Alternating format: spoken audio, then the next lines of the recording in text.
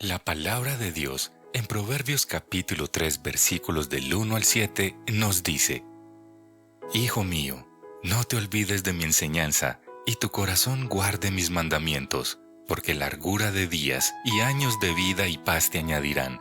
La misericordia y la verdad nunca se aparten de ti. Átalas a tu cuello, escríbelas en la tabla de tu corazón. Así hallarás favor y buena estimación ante los ojos de Dios y de los hombres. Confía en el Señor con todo tu corazón y no te apoyes en tu propio entendimiento. Reconócele en todos tus caminos y Él enderezará tus sendas. No seas sabio a tus propios ojos, teme al Señor y apártate del mal. Buenos días, hermanos. No, pero yo sé que podemos hacer algo más que eso. Hay invitados, imagínense, viene gente de lejos y ellos convencidos de que, pues, pero vamos a hacerlo.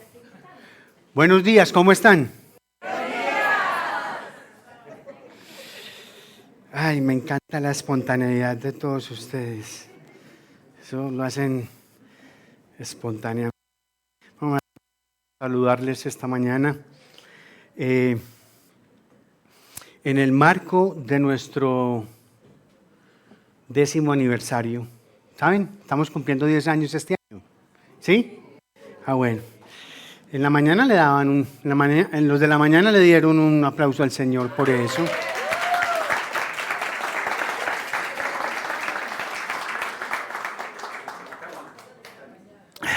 Insisto en la espontaneidad. Bien. En el marco de nuestro 10º aniversario estamos en un ciclo de enseñanza sobre la carta que Pablo le escribió a los romanos y que hemos llamado la justicia de Dios impartida en el Evangelio, en donde Pablo nos da quizás la explicación más completa de lo que Dios ha hecho con nuestro problema a través de Jesucristo. Si has estado siguiendo con detenimiento la serie, vemos a un Pablo recordándonos todas las cosas que hemos estado viendo y particularmente con una mirada puesta en el libro de Génesis en aspectos precisos de la creación. Pablo nos está haciendo un resumen al final de lo que está mal en el corazón humano. Interesante, qué capacidad la de este hombre. Con una mirada del Génesis va a una radiografía precisa de lo que es el ser humano. Y sabe, eso lo hace en 3 versículos. Veamos pues los 3 versículos. Dice Romanos 1, 18, 21. Los voy a leer porque estoy queriendo hacer un poquito de contexto. Porque la ira de Dios, usted lo tiene en pantalla, y a propósito, por favor, vayan ubicándose en el capítulo 1 del libro de Romanos, en sus Biblias, por favor. Porque la ira de Dios se revela desde el cielo contra toda impiedad e injusticia de los hombres, que detienen con injusticia la verdad. Porque lo que de Dios se conoce les es manifiesto, pues Dios se los manifestó.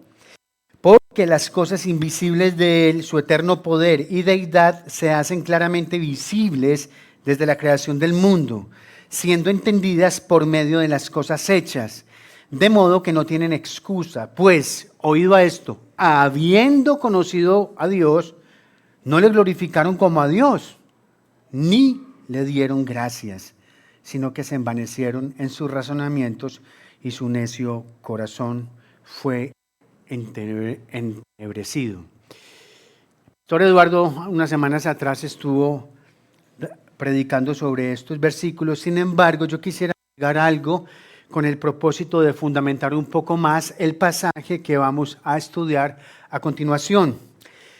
Lo primero que aprendemos aquí en ese texto, seguir viendo, es que Pablo nos dice que en cada corazón humano existe el conocimiento de Dios.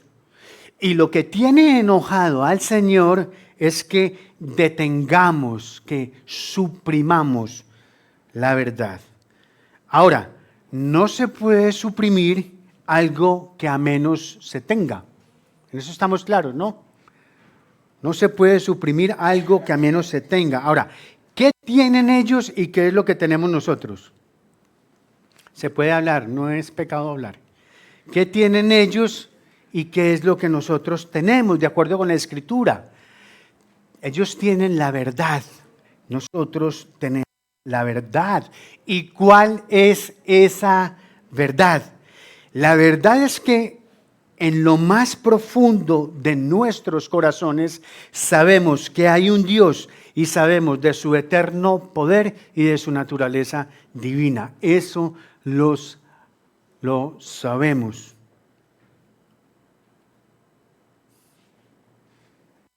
Es decir, independientemente de lo que digamos, de lo que nos digamos a nosotros mismos o de lo que afirmemos, sabemos que todo ser humano sabe que hay un creador del cual somos totalmente dependientes y ante el cual somos completamente responsables.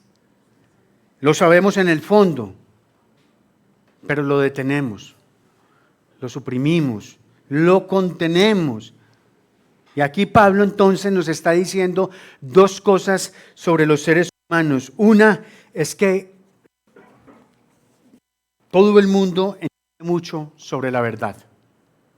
Hay mucha verdad que todo ser humano conoce sobre la vida y sobre la realidad. Yo sostengo desde hace años que el gran esfuerzo de todo el movimiento ateísta en el mundo es que intenta suprimir una gran verdad que ellos de per se saben. Eso es lo único que explica el hecho de que muchos de ellos al final de sus vidas hagan declaraciones como la que hizo Stephen Hawking, que dijo casi al final de su vida que después de haber estudiado todo el universo de la manera que lo estudió, no cabe la más mínima duda de que existe un diseñador de ese universo. No está diciendo que Hawking se volvió cristiano, no, sino que definitivamente lo que es, lo que Dios ha creado es absolutamente innegable, aún para las mentes más brillantes que se han parado en esta tierra. Pero también nos está diciendo Pablo aquí que nosotros suprimimos esa verdad, la reprimimos. Ahora, ¿por qué es que nosotros reprimimos el verdadero conocimiento de Dios? ¿Por qué hacemos eso? Y el versículo 21 nos dice por qué. Pues habiendo conocido a Dios, no le glorificaron como a Dios y le dieron gracias. Esa es la razón. El problema, hermanos y hermanas, de no glorificar a Dios y de ser ingratos hacia su persona y hacia su obra es que nos pone en una condición cara a cara de enfrentarnos con su justicia. Y antes de entrar a leer el pasaje que vamos a leer, quiero que oremos, hermanos. Señor, yo quiero darte muchas gracias, Padre, porque hoy nos convocas una vez más, Señor, para escuchar tu sabio consejo, para escuchar la palabra que da vida a nuestra vida, tu bendita palabra. Señor, te rogamos, te suplicamos, Señor, que nos des a cada uno lo que cada uno necesita, Señor, la porción que has preparado. Sabes, yo conozco muchos aquí, pero quien realmente conoce a profundidad cómo es su caminar, cómo es que va llevando esta caminata de la fe, eres tú, Señor. Entonces, conforme a ese conocimiento tuyo del ser humano, te ruego, Señor, que a cada uno de nosotros nos des lo que necesitamos esta mañana, Señor. Ayúdanos a entenderla, pero de una manera especial te ruego, te suplico que nos ayudes a vivir tu palabra. Y una vez más, Señor, como en otras ocasiones, al vaso frágil que hoy usas para exponer tu palabra, te ruego y te suplico, Señor, que lo guardes, que cada palabra exprese con sus labios, cada pensamiento que se geste en su corazón y en su mente sean sujetos completamente a la voluntad en Cristo Jesús. Amén. Bien. El pasaje que vamos a leer entonces es Romanos capítulo 1 de los versículos 24 al 32.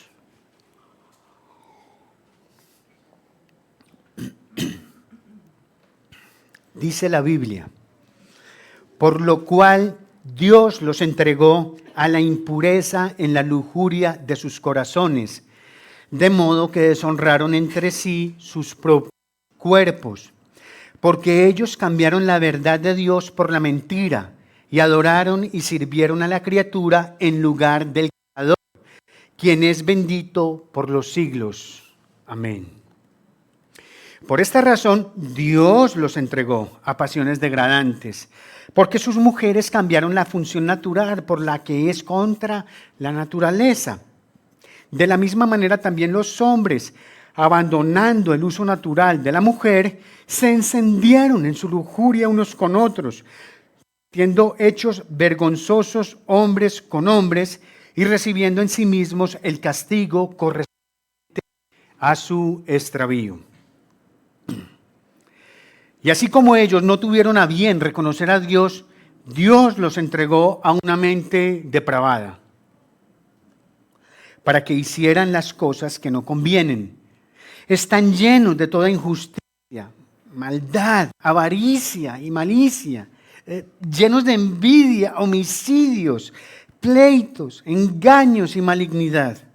Son chismosos, detractores, aborrecedores de Dios, insolentes, soberbios, jactanciosos, inventores de lo malo, desobedientes a los padres, sin entendimiento, indignos de confianza, sin amor, despiadados.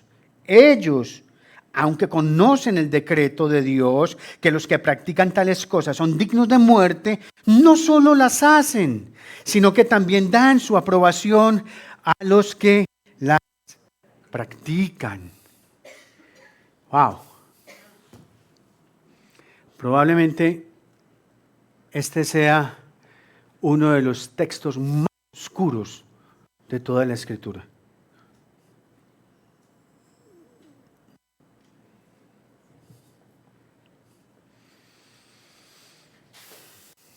Tiene sentido, sí, hermanos, porque donde hay ausencia de Dios, necesariamente tiene que haber oscuridad.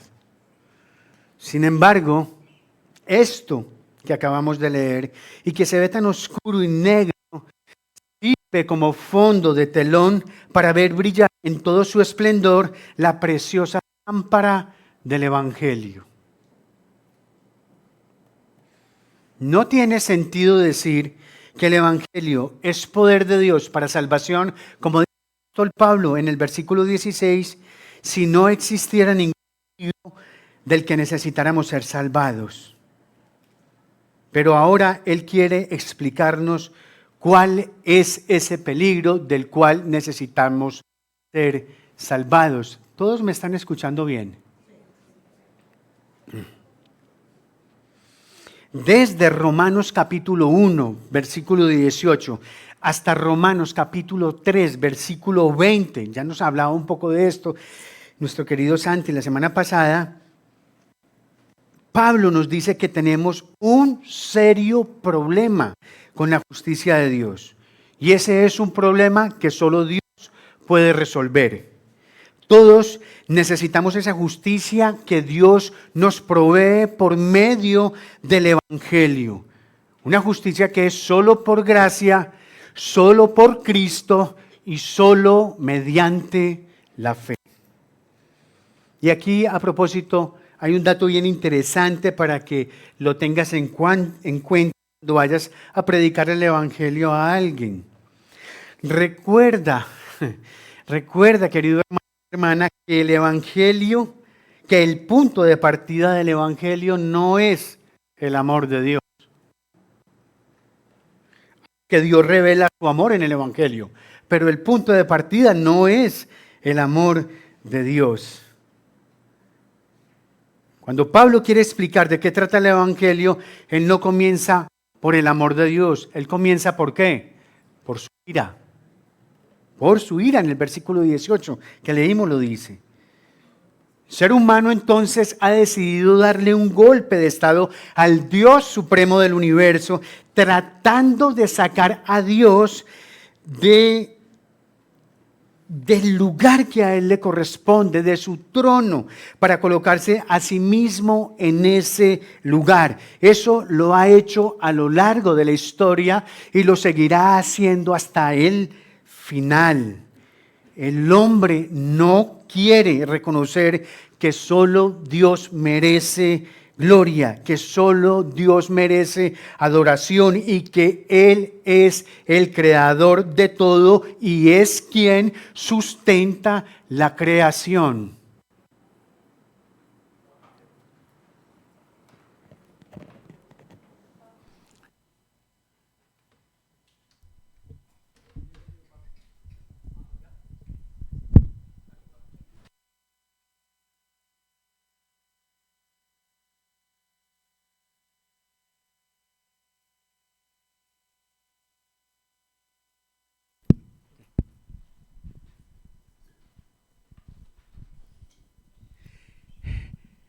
Con esto queremos ilustrar un poco lo que va a hablar el mensaje en un momento. Habla de cambios.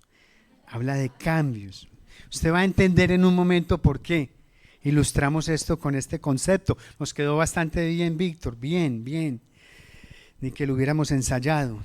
Les decía entonces que el hombre a lo largo de la historia y hasta el final de ella siempre va a tratar de sacar a Dios de su trono y que el hombre no quiere reconocer a Dios como el merecedor de la gloria, que Él es el creador de todo y que Él sustenta toda su creación.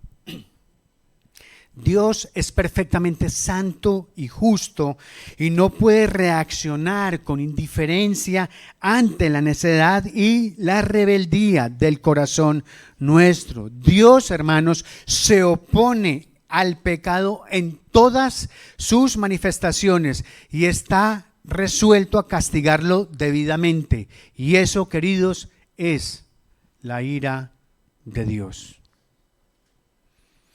En el pasaje que hemos acabado de leer, es más, de hecho, desde el versículo 22, Pablo nos está diciendo que esa ira divina se revela en el hecho de dejar que los hombres reciban las consecuencias de querer negar lo que de por sí es evidente, la creación de Dios. Es que esto es muy evidente, hermanos.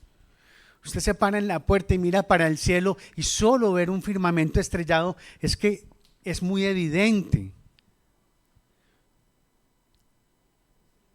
Es muy evidente, hermanos. Pero además, con esa negación, los hombres suprimieron la verdad con injusticia. Y esa decisión errada trajo un intercambio fatal para el ser humano. Y ese es nuestro primer punto, el intercambio fatal. Pablo nos está diciendo 3 veces en el texto que hemos leído que Dios entregó la raza humana a seguir la inclinación de sus corazones. ¿Sí? Miren sus textos ahí. Versículo 24 dice: por lo cual también que Dios los entregó. Versículo 26, por esto Dios los entregó. Versículo 28 dice: Dios los entregó. ¿Sí pueden ver la expresión en la escritura de que Dios entrega al hombre en 3 ocasiones? Ahora, ¿por qué Dios entregó al hombre? Pablo nos está dando 3 razones en el texto. Síganme ahí en la escritura, porque esto es clave. En el versículo, del versículo 22 al 24 nos dice que nosotros, los seres humanos, cambiamos la gloria de Dios. ¿Por qué? Por los ídolos. Y por eso Dios los entregó. Desde el versículo 25 hasta la primera parte del versículo 26 dice que los hombres cambiaron la verdad de Dios por la mentira. Y desde la segunda mitad del versículo 26 hasta el 28 dice que los hombres cambiaron las prácticas sexuales naturales por las que eran contrarias a la naturaleza, y por eso Dios los entregó. Ahora, sí pueden ver, hermanos, la forma como Pablo nos presenta esto y se expresa este intercambio fatal. Cambiaron. Dios los entregó. Dios los entregó.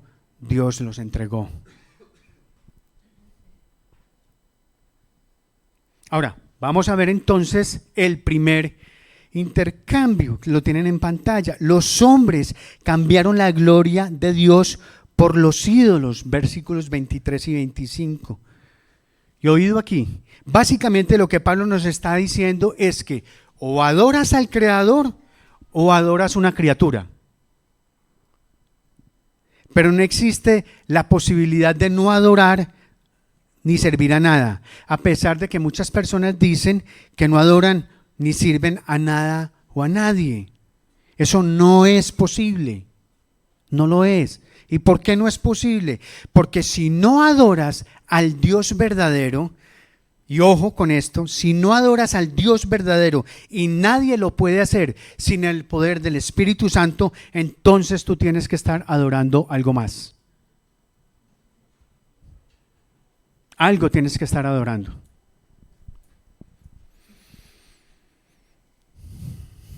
Voy a explicar un poquito y ampliar ese concepto para que usted me pueda entender un poco mejor. Los seres humanos tenemos que vivir para algo. ¿Sí me hago entender? Los seres humanos vivimos para algo. No solo vivimos, tenemos que vivir para algo. Algo tiene que captar la máxima lealtad de nuestro corazón. Algo tiene que ser el lugar de descanso de nuestras esperanzas más profundas. Cada ser humano tiene que mirar algo más profundo en su corazón y de manera semi-inconsciente o inconsciente tengas que decir, bueno, si yo tengo esto en mi vida, si yo tengo eso, entonces mi vida va a valer la pena. Mi vida va a tener significado y probablemente yo pase sin pena ni gloria, porque yo sea alguien importante. ¿Se han escuchado ese dicho? Pasar sin pena ni gloria. Se usa para decir que una persona ha pasado su existencia sin que su existencia afecte ni lo más mínimo la vida ni de su entorno. Mi vida debe valer algo. Mi vida tiene que tener un significado. Algo debo hacer para saber que yo soy alguien. Ahora, ¿qué es eso, hermanos? ¿Qué puede ser eso? ¿Puede ser la familia? Sí. Para muchos la familia es muy importante. ¿Para quién no la familia es importante? Vivimos en una ciudad donde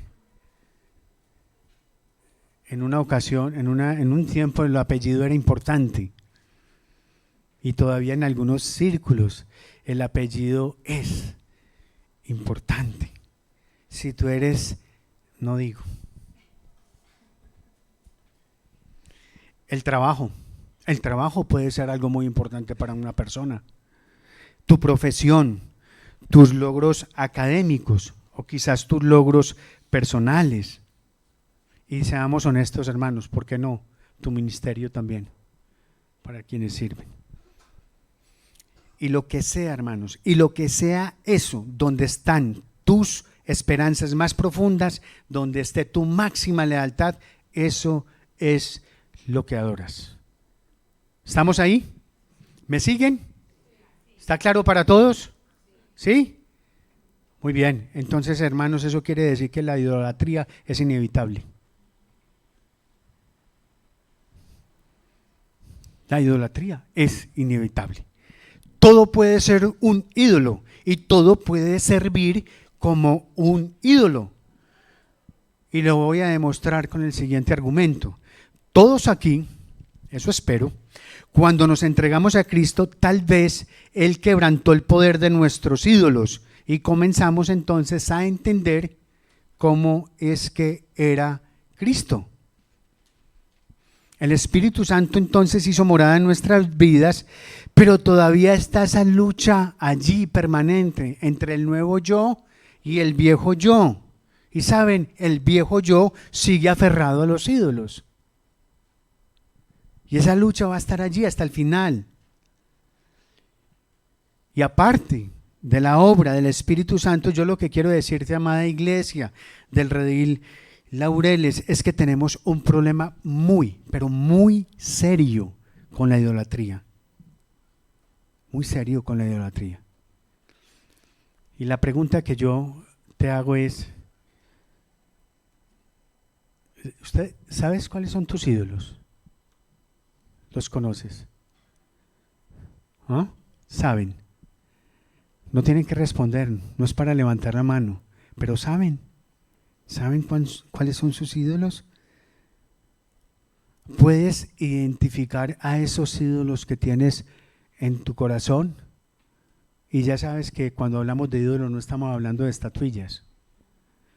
Nosotros probablemente, y eso espero, hermanos, que ninguno adore ninguna estatuilla, pero puedes identificar los ídolos. Y quiero decirte algo, no se engañen, hermanos, no se engañen, porque de Dios nadie se burla, dice Gálatas 6:7. Bien, ahora el segundo intercambio dice que cambiaron la verdad de Dios por la mentira, honrando y dando culto a las criaturas antes que al Creador, versículo 25. Continúa esto de la idolatría, ¿no? Si el hombre decide adorar y servir a las criaturas, está abrazando entonces la mentira como si fuera la verdad, porque ninguna criatura puede ser más digna de adoración que aquel que la creó. Y saben lo que eso produce en el ser humano, eso lo que produce es una severa distorsión de la realidad. Al cambiar la gloria de Dios por la vanagloria humana, el hombre perdió su punto de referencia para poder interpretar la realidad de una forma objetiva. ¿Cómo sé yo entonces ahora lo que está bien y lo que está mal? ¿Yo cómo puedo distinguir eso? ¿Ah? Porque no tengo ningún punto de referencia. Porque lo que está bien es lo que a mí me dé la gana que esté bien. Y porque lo que está mal es lo que a mí me dé la gana que esté mal. ¿Sí ven? Entonces ahora resulta que yo soy mi propio punto de referencia. Y no, hermanos. No, ese no es nuestro punto de referencia. Hemos perdido la brújula, hemos perdido completamente el norte. Y el resultado de toda esa operación en el corazón del ser humano es que es un descenso, una caída completamente libre. ¿Hacia dónde? Hacia el tercer intercambio. Hacia el tercer intercambio. Cambiaron la función natural por la que es contra la naturaleza, dice el versículo 26.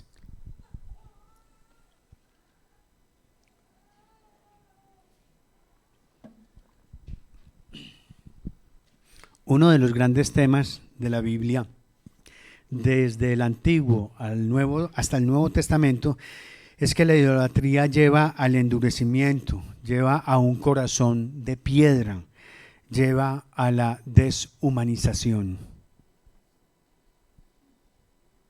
Sí pueden apreciar el nivel de deterioro del hombre cuando se quita a Dios del lugar que a él le corresponde. La idolatría, hermanos, deshumaniza. De hecho, la Escritura en un salmo indica que la persona que adora termina convirtiéndose casi que en el objeto que adora. La idolatría deshumaniza, hermano. Si adoras una cosa en lugar del Dios vivo, te convertirás cada vez menos en persona y cada vez más en una cosa. El versículo 24 nos dice que Dios los entregó a la impureza en la lujuria de sus corazones. Dice el versículo 24 eso. De igual manera el versículo 26 nos dice que Dios los entregó a pasiones ¿qué? A pasiones degradantes. Lo que quiero que observen es la clara conexión que hace Pablo en este pasaje entre deshonrar a Dios como Dios y degradar la dignidad humana. ¿Están conmigo? Deshonraron entre sí sus cuerpos, los degradaron. ¿Por qué? Porque nosotros fuimos creados a la imagen y semejanza de Dios. Y cuando Dios es deshonrado, la dignidad del ser humano comienza a ser pisoteada, porque es que ya no tenemos ningún punto de referencia, ningún argumento racional para colocar al hombre por encima de los animales. Y creo que eso lo estamos viviendo hoy. Están a la par. Y por lo que veo, a veces se prefiere al animal por el hombre. Esa es una clara evidencia de lo que aquí está denunciando Pablo. Cuando se deshonra a Dios, la dignidad humana se pierde. Esa es la razón de la locura de todas las cosas que nosotros estamos viviendo hoy en día. El aborto, la eutanasia, el adulterio consensuado por la pareja de esposos. Imagínese eso, adulterio consensuado, es decir, un adulterio de común acuerdo por parejas de esposos.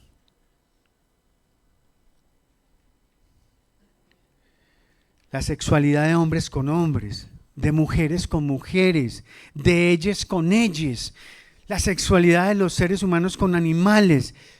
Y hermanos, cuánta perversidad usted sea capaz de imaginarse. ¿Y todo por qué? Porque el hombre decidió suprimir con injusticia la verdad. La verdad de que conocemos a Dios no solo por sus obras, por la creación, sino porque fuimos creados a imagen y semejanza de Dios, como lo dice Génesis, y fuimos creados para la alabanza y gloria de su nombre, como lo declara Isaías capítulo 43. Pero a pesar de eso, y aún así, decidimos cínicamente deshonrarlo.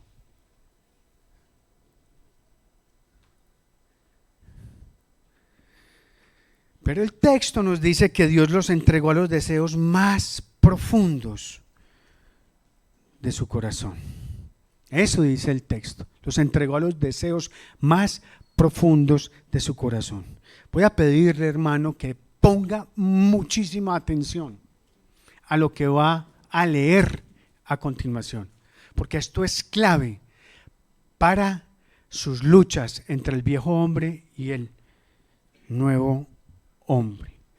Lo peor que Dios puede hacerte y la forma más justa de castigo que Dios podría darte es entregarte a los deseos más profundos de tu corazón. Es decir, dejar que se cumplan tus deseos. Eso es lo peor que Dios podría hacer y es lo más justo.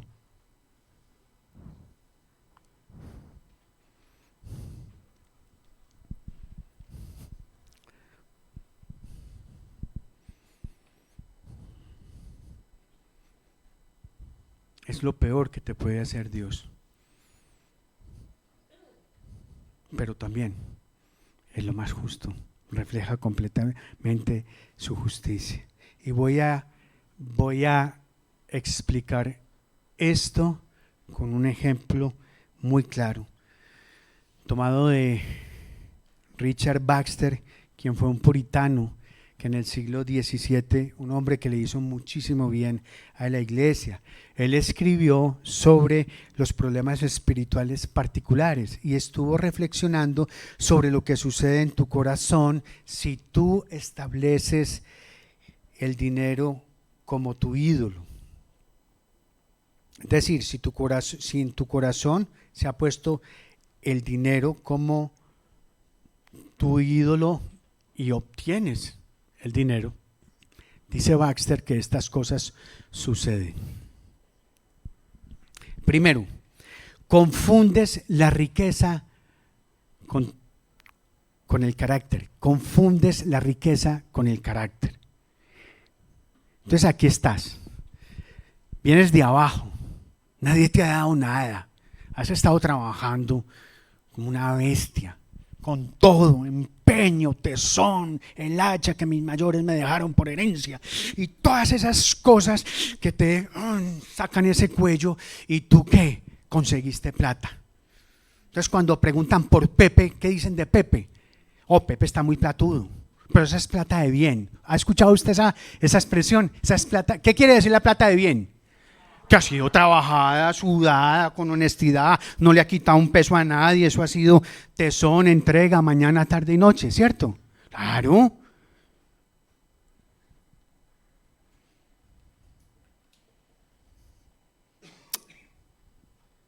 Pero confunde la riqueza con el carácter. Crees que tu riqueza es una señal de tu valía moral. ¿Por qué tienes tanta plata? Porque yo he trabajado mucho, me la he sudado.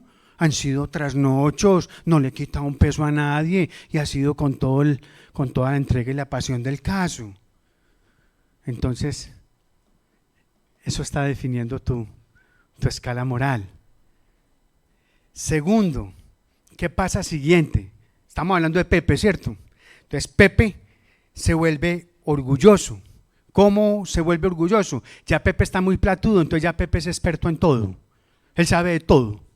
Entonces, experto, consiguió la plata que tiene vendiendo papa, cosechando papa, comprando papa, y se convirtió en el papero del mundo. No me estoy refiriendo a nadie en particular, se convirtió en el papero del mundo. Entonces ya Pepe quiere revisar cómo va el mercado bursátil en Nueva York, si está cayendo, no está cayendo, está bajando, nada. Ya Pepe lo ves en la plaza mayorista a las 2 de la mañana con el televisor prendido. Y Pepe, ¿qué estaba haciendo? Tokio está caído, hermano, no, qué cuadro. Y ya Pepe sabe de bitcoins y como Pepe es platudo, tiene plata, entonces él sabe de la industria química, sabe de los movimientos macroeconómicos en la economía latinoamericana y sabe todas esas cosas. Sí, yo sé que usted está recordando a alguna gente ahí, pero sí, no, los rostros los delatan, hermano, los rostros los delatan. Ese es. Entonces Pepe, mira, consiguió plata y la plata definió su carácter. O mejor dicho, confundió la riqueza con carácter. Ahora ella es un hombre orgulloso y crees que es un experto en todo. Y ahí viene el siguiente nivel. Entonces Pepe empieza a tomar malas decisiones. ¿Y sabes por qué? Porque es que allá la gente no le puede decir la verdad a Pepe. No, a Pepe no le puede hablar. Ya no, para empezar, ya no es don Pepe, es don José María. Entonces, ya no se le puede decir nada a don José María porque ese hombre es un energúmeno, a él nadie le va a enseñar. Es que él lo sabe todo. ¿Sí? ¿Recuerdan esa historia que cuentan por ahí precisamente de don Pepe Sierra? Cuentan la historia de don Pepe Sierra, que alguna vez él fue el hombre más rico de Colombia en la segunda mitad del siglo XIX. Entonces alguna vez fue al banco y iba a girar un dinero para una de las haciendas de él y todo eso. Y don Pepe colocó Hacienda sin H. Él la entregó así. Y entonces el caballero de la caja, en un acto irreverente, más bien irrespetuoso que irreverente, irrespetuoso, le dijo: don Pepe, Hacienda se escribe con H. Y don Pepe le responde: yo tengo 25 haciendas sin H, ¿cuántas tiene usted con H? ¡Qué ilustración! Ese es el punto, eso es lo que esto muestra. Eso es que lo peor que te puede pasar es que Dios te dé lo que tú tanto deseas. Bien, hermanos, el término lujuria en el versículo 24, mire, dice, a la impureza en la lujuria de sus corazones. Esa palabrita lujuria en el idioma original significa un deseo excesivo, excesivo. No se trata solo de un deseo pecaminoso, sino de deseos descontrolados, ardientes, deseos que consumen. Y hermano, la idolatría crea ese tipo de deseos incontrolables, a niveles que casi queman. ¿Ustedes recuerdan en la película El Señor de los Anillos? A Sméagol, ¿recuerdan? Es mi precioso. Con el anillo y todo ese tipo de cosas. Un deseo absolutamente incontrolable. Un deseo incontrolable.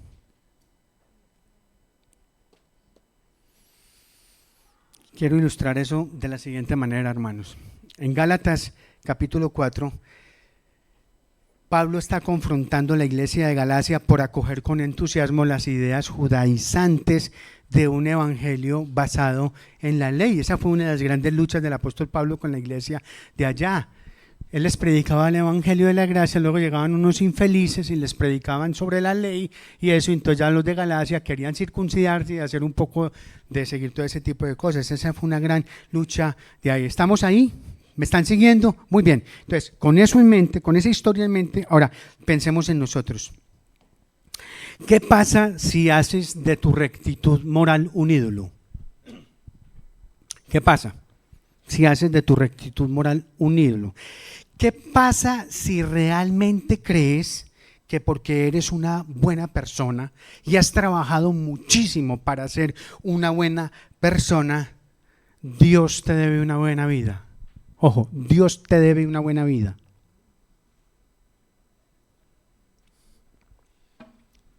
Ya le voy a decir qué pasa. Pasa un tiempo entonces y llegan ¿qué? Las dificultades. Y las dificultades de todo tipo. Llegan las enfermedades, llegan las frustraciones, llegan los desengaños, los problemas y todo ese tipo de cosas. Entonces, ¿qué pasa en ti? ¿Qué te da eso? ¿Qué te produce eso? Eso te produce tristeza, ¿no es cierto? Es normal, te produce tristeza. Y reflexiones vanas. Pero si yo he hecho todo lo que me dicen, si yo soy una buena persona, doy trabajo, me mato, Pepe. Y entonces, ¿por qué? ¿Por qué me están pasando estas cosas a mí? Nada, hago todo lo que me aconseja el pastor, y eso ya es bastante. Pero ¿por qué estas cosas no me salen? Y entonces, ¿qué va pasando? Que esa tristeza empieza a hacer un gran nido en tu corazón, porque lo que estás viviendo no lo entiendes, no lo aceptas. Y eso empieza a intensificarse de una forma hasta convertirse en una amargura absoluta contra Dios y contra la vida misma. ¿Por qué? Porque no se te ha dado lo que tú crees merecer, por lo que tú has trabajado tanto. Y eso finalmente entonces, ¿en qué termina? Termina envenenando tu capacidad para disfrutar de la vida nuevamente porque sientes que mereces algo mejor que esto que tú estás viviendo. Hay algo que quiero decirte, querida iglesia, es lo siguiente, que la ansiedad,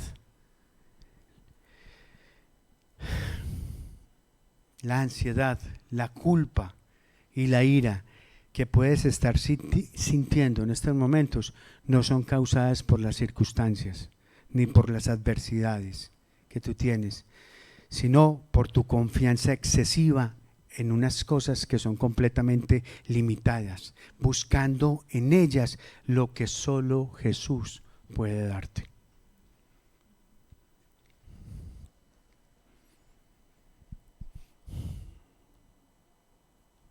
De otro lado, queridos hermanos y hermanas, lo que Pablo en este texto está haciendo con nosotros es mostrarnos cómo se conectan los pecados de inmoralidad sexual de los versículos 26 y 27 con esa lista de pecados de los versículos 28 al 32, la que leímos hace un momento. Me parece muy interesante que Pablo relaciona a los homicidas con chismosos.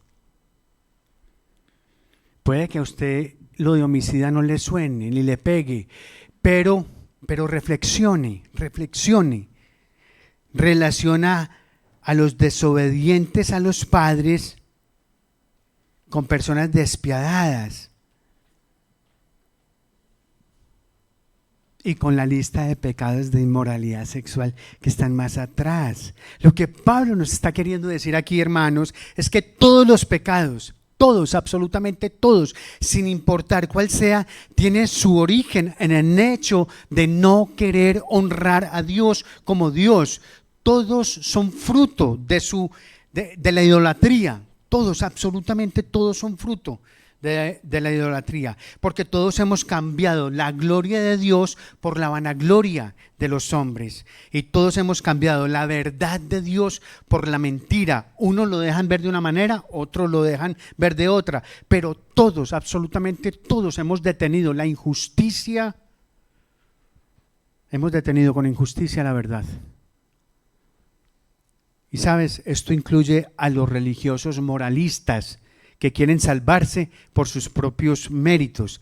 Eso también es detener con injusticia la verdad. ¿Sí? ¿Y dónde dice eso? Capítulo 2, versículo 1. Vaya ahí y mire lo que dice. Capítulo 2, versículo 1. Dice: por lo cual no tienes excusa, oh hombre, quien quiera que seas tú que juzgas, pues al juzgar a otro, a ti mismo te condenas, porque tú que juzgas practicas las mismas cosas.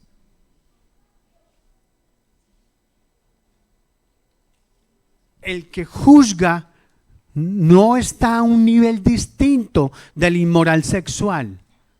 Y no está a un nivel distinto de todo ese listado que está ahí entre el 28 y el 31. Está al mismo nivel, es lo que Pablo nos está diciendo ahí. Y la realidad, hermanos, es que nuestros corazones tienen deseos idólatras. Esa es la realidad. Tienen deseos excesivos, y lo peor que Dios podría hacer es darnos lo que queremos. Eso es lo peor que podría pasarnos, que Dios nos dé lo que queremos. Y ¿saben qué? Si nos los da, eso es justo. ¿Por qué? Porque hemos deshonrado a Dios. Porque hemos cambiado la verdad por la mentira.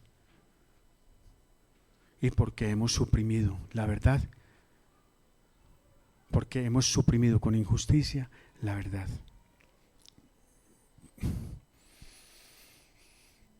Cierto que el panorama es lamentable, la radiografía es aterradora.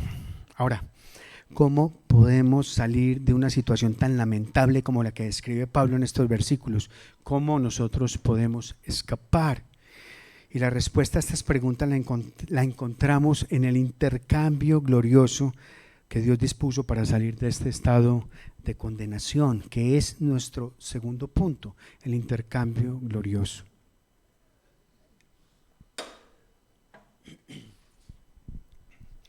Aunque este texto que hemos leído, yo les dije, es un texto muy oscuro, ¿verdad? Compartimos eso.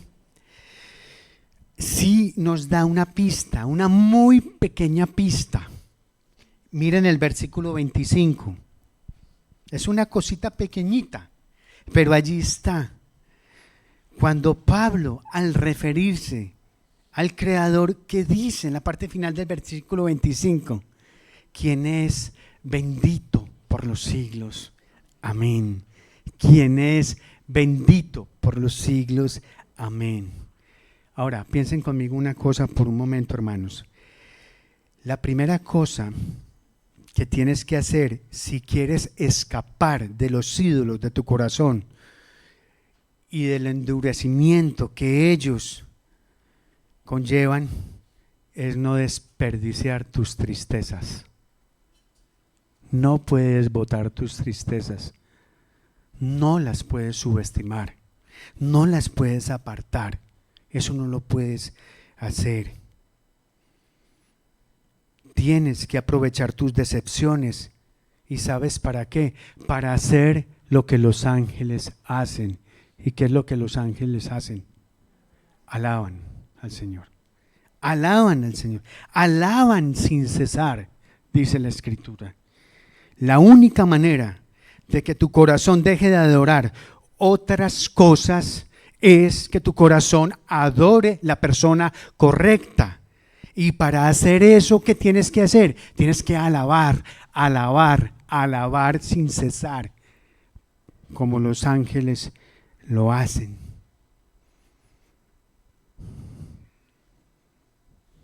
Y yo espero que usted esté entendiendo que alabar sin cesar no es estar colocando música cristiana 24/7. Yo espero, de verdad, espero que me esté entendiendo que no me refiero a eso. O que usted se venga a la iglesia desde el Poblado, desde Bello, en Corosos a Laureles. Eso no es alabar al Señor. Alabar al Señor es colocar al Señor, a Dios, en el centro de tu corazón.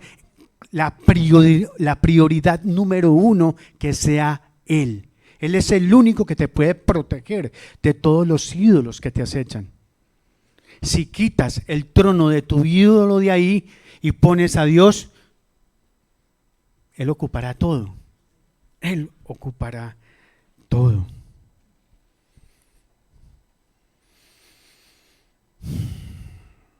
Y hay algo muy interesante, hermanos, aquí. En Primera de Pedro, en el capítulo 1, en los versículos del 10 al 12, dice que los ángeles anhelan mirar el Evangelio. Dicen anhelan. Nuestra versión Biblia de las Américas, Nueva Biblia, usan la expresión anhelan.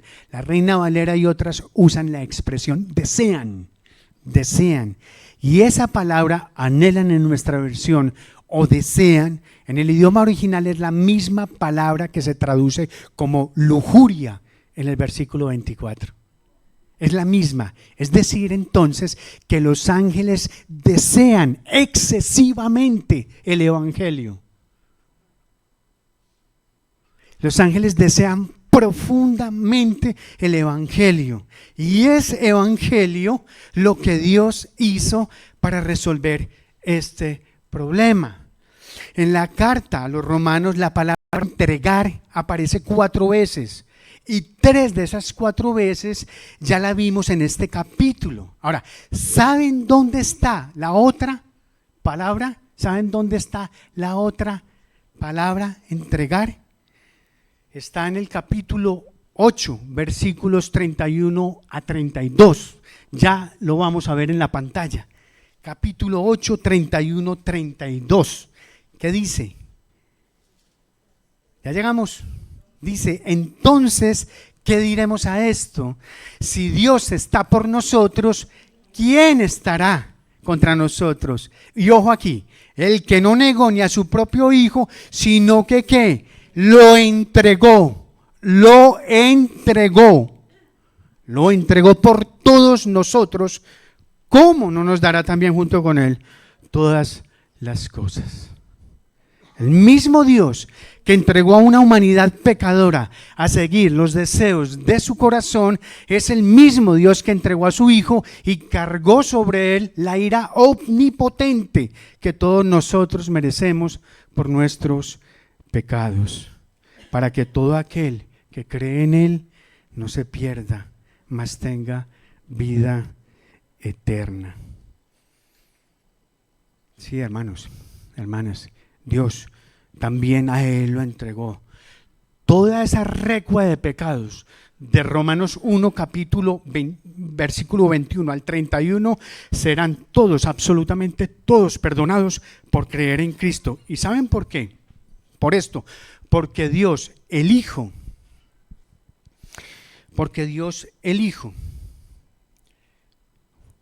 fue a donde Dios el Padre y le dijo, ¿sabes, Señor? Toda la ira que merecen todos estos hombres del redil Laureles, que merecen todas estas mujeres del redil de Laureles, yo la recibo, derrámala sobre mí, derrámala sobre mí. Y eso, hermano, fue lo que sucedió en la cruz del Calvario. Cuando Jesús levantó los ojos al cielo, por primera vez en toda la eternidad, no hubo respuesta para él. Ni siquiera vio el rostro de su Padre. ¿Qué fue lo que recibió de él? Ira, ira absoluta, ira divina con todo su furor. La ira que tú y yo merecemos por causa de nuestros pecados. Ese es el mensaje central del Evangelio. Ese es el mensaje que anhelan, que desean excesivamente los ángeles. Que aquel que no conoció pecado por nosotros fue hecho pecado para que nosotros fuésemos hechos justicia delante de él. Amén. Dios, y solo Dios, fue el único que pudo resolver el problema causado por ese intercambio fatal del hombre. Y Cristo fue el intercambio glorioso, hecho maldición en la cruz para que tú y yo podamos ser bendecidos por Dios. ¿Hay esperanza para el pecador? Sí, claro que la hay. Independientemente de sus pecados, hay esperanza para él. Pero ¿sabes por qué hay esperanza? Porque hubo uno que estuvo dispuesto a asumir nuestro lugar en la cruz del Calvario. Uno que puede transformarnos para que podamos funcionar de acuerdo al diseño divino. Uno a quien merece toda la gloria y la honra y el imperio y la majestad por los siglos de los siglos. Y el pueblo dice: vamos a tomar la cena del Señor. Voy a pedirte que mantengas la reverencia de esto, porque yo creo que la palabra hoy debe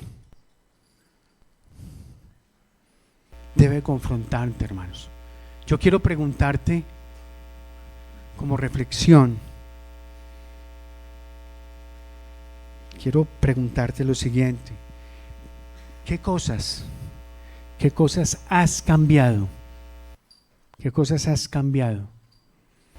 ¿Cuál ha sido tu intercambio fatal por el que tú has desplazado al Señor del trono que le corresponde en tu corazón? Y esto es entre el Señor y tú, mi amada y mi amado. Eso entre el Señor y tú. Este es un momento para pensar en eso. ¿Qué cosas? ¿Cuáles han sido esos intercambios que has hecho? ¿Qué es lo que has cambiado, hermanos?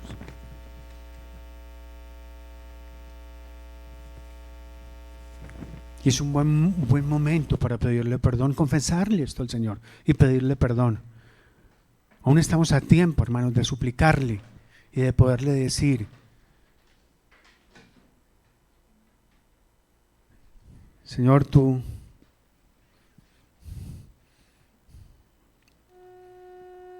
llevaste esto, Señor, a la cruz.